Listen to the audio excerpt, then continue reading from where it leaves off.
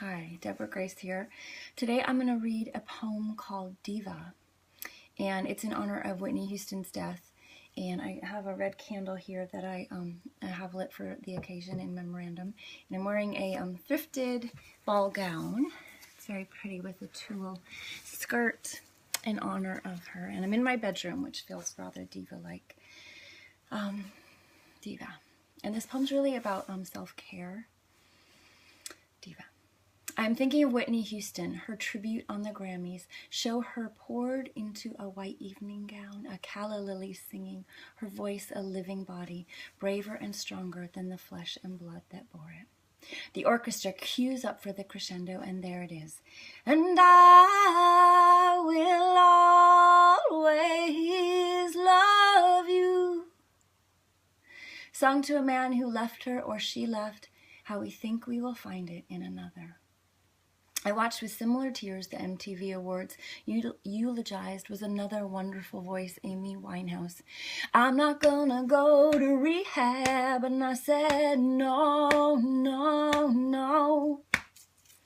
Another alcohol pill mix, another woman joining Janis Joplin upstairs, harmonizing in heaven.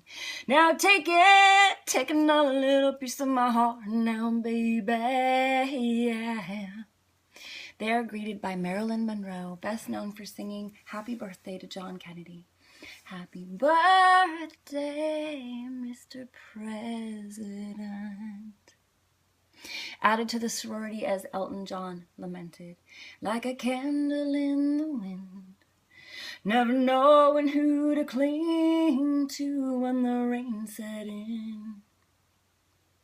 My therapist uses the A word, love addiction. I go online and look at the questionnaire. Do you ignore the rest of your life for a lover? Do you feel anxious if you are not in a relationship? Who doesn't, my friends ask me? Whose pulse doesn't quicken to see their beloved? But I see myself through this lens.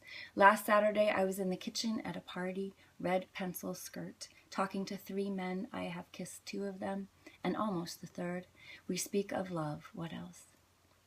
I can remember it beginning at 10, boy across the classroom, how I find myself like Marilyn, energetically, so often, standing with my skirt blown high. Some titles of my latest poems, Because I Wasn't Held Enough, lamenting my lover. I am tired of writing heartbreak poems. How I want to apologize, how I feel ashamed, don't want to be lumped with the confessional poets, that sorrowful sisterhood of Sylvia Plath and Sexton, how I fear I am the poster girl for the wounded inner child. My son tells me in a sociology class he has learned about suicide, the cause simply a lack of social connectedness.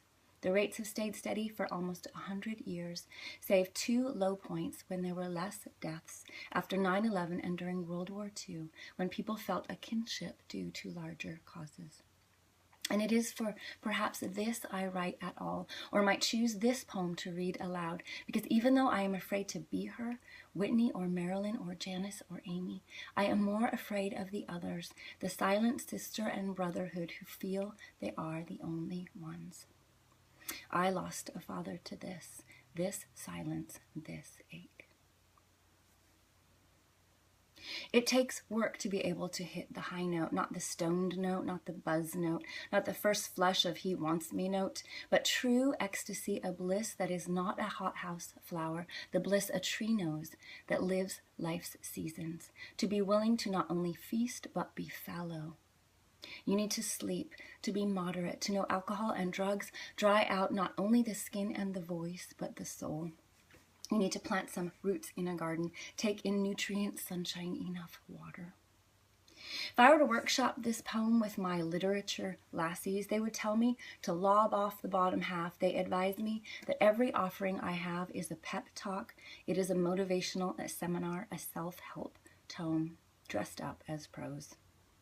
There are a few that I leave alone. At the end of Because I Wasn't Held Enough, I write, I see her, that little baby, some kind of kinesthetic death she died. Sure, the limbs lengthened, the skin stretched, fine, but she became this wanting woman, hungry, human. What decides it? How does Joan Baez find peace? May your heart always be joyful, and your songs always be sung. Tina Turner finding Creedence Clearwater Reunion. Big wheel keep on turning, Proud Mary keep on burning. Bonnie Raitt singing John Prine's Just Give Me Something I Can Hold On To believe in this living is just a hard way to go. Which women are cut flowers, which age like apple trees, still blossoming even though their limbs and branches become a bit gnarled. You need others, friends and teachers, authors, movies, books, music. You need to be able to find sucre in a sunset. You may need a guru, a mentor. You need a pit crew. A mantra of mine currently is self-soothing, pulling my hurt places in close. Come here, sweetie. Let me hold you. It is a life's work for some of us to be able to soothe ourselves, to be able to take a bath alone without the wine glass, to curl up alone without sleeping pills, to take our suffering to the piano, to the phone, to call someone, to have created someone's in our lives, and finally to be able to sing to ourselves. I will always love you.